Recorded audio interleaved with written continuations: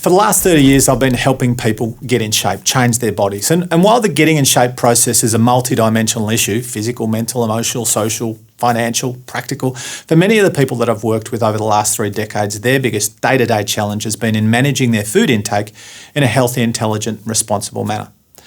On a practical, emotional and psychological level, it's also been one of my biggest challenges over the years. So if you happen to live on the eating scale of somewhere between, disordered eating and eating disorder, then this brief presentation might be for you. Maybe it's time to pay attention. While I don't have an eating disorder as such these days, it's fair to say that my food intake has been disordered from time to time over my journey, especially when I was a fat 90 kilo, 14-year-old teenager who became an obsessive skinny teenager, who became an obsessive bodybuilder in his late teens and early 20s. Sure, I might seem mild-mannered, measured and disciplined from the outside, but not too far below the surface lives an eating machine that's capable of caloric suicide and dietary behaviours that belie my alleged intelligence and knowledge. Of course, I keep that guy in check most of the time, but we all understand that knowing isn't doing, theory isn't reality, so even somebody like me still has to work hard at being a conscious eater. Being an exercise scientist and gym owner doesn't mean I don't have the ability to make stupid, irrational or irresponsible decisions, especially when it comes to my own body, or to eat my own body weight in cheesecake when nobody's watching, of course. Many of us eat unconsciously. We eat on autopilot. We eat what we don't need every day, some of us, and then we wonder strangely how we got fat, how we got out of shape, how we got those love handles, how we got unhealthy. We eat processed crap. We eat socially. We eat because it's expected. We eat because it's there. It's free. We wouldn't want to waste anything. We eat emotionally, reactively. We reward ourselves with food and our kids too sometimes. We bribe them sometimes, motivate, manipulate, control them. If you do ABC, then I'll take you to the Golden Arches for dinner. Awesome parenting. We fantasize about food, lie about it. We eat to ease the pain, to give ourselves instant physical pleasure, to numb out, to escape, to fit in, to forget. And then when we're finished, we hate ourselves all over again until the next episode and the cycle continues. So what is conscious eating? Thanks for asking. Conscious eating is giving our body the nutrition it needs for optimal health, function and energy, nothing more and nothing less. It's kind of simple, in theory, really. If only we lived in the theory, we'd all be amazing, wouldn't we? So what's the most conscious and responsible question you can ask in relation to your eating habits to make that kind of change? The question is, why am I eating this? If your answer is not because I need it, then you're eating unconsciously, irresponsibly, emotionally. When we eat consciously, our mind, body and emotions are all working in harmony. We're multidimensional creatures. For many of us, in 2013, food has become our drug of choice, our medication, our refuge. And don't think I'm being melodramatic when I use the term drug. It's indeed mood altering. It can produce high highs and low lows. It can be addictive and destructive. And over time, we'll need more of the same drug to produce the same kind of high or feeling. It affects our nervous system and our endocrine system. That's our hormones. Like other drugs, it produces biochemical changes in the brain, emotional changes, psychological changes. It can be life-enhancing and life-destroying.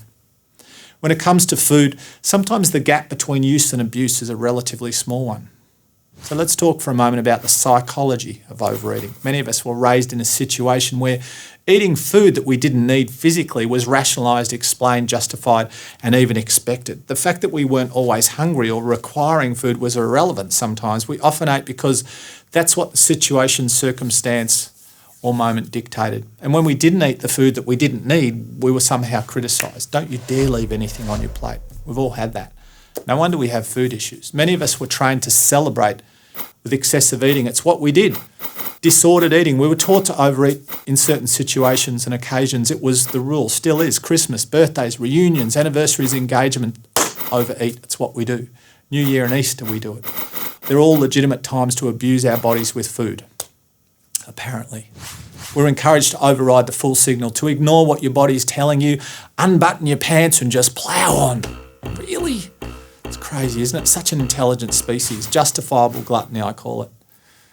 I'm still amazed at how many people become defensive, emotional, even angry in my presentations when I suggest that nobody needs to overeat on Christmas Day, for example.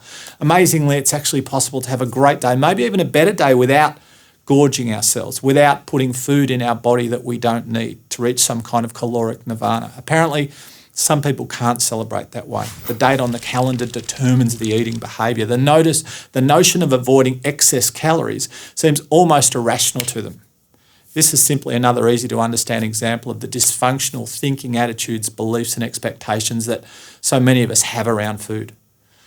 Conscious eating is about reconnecting with your body. It's about stopping the abuse, the lies, the excuses. It's about slowing down. It's about paying attention. It's about honouring and respecting the gift that is your body. I'm not really an affirmation kind of guy, but when it comes to stuff like this, I'm going to make an exception. So I've got 10 thoughts, ideas, concepts, or affirmations, if you want to call them, that I'd like to share with you. Number 1 is this: I will not eat food I don't need.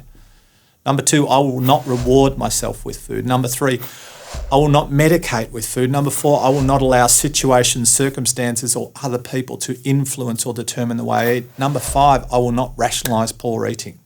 I will not tell myself stories. Number 6, I will not be a food martyr. I'll simply do what I need to. Number 7, I will not lie to myself or others about my eating behaviours. Number 8, I'll not eat in secret. Number 9, I'll not repeat the mistakes of my past when it comes to this stuff. And number 10, I will not allow my mind or emotions to sabotage my physical potential. Enjoy eating consciously.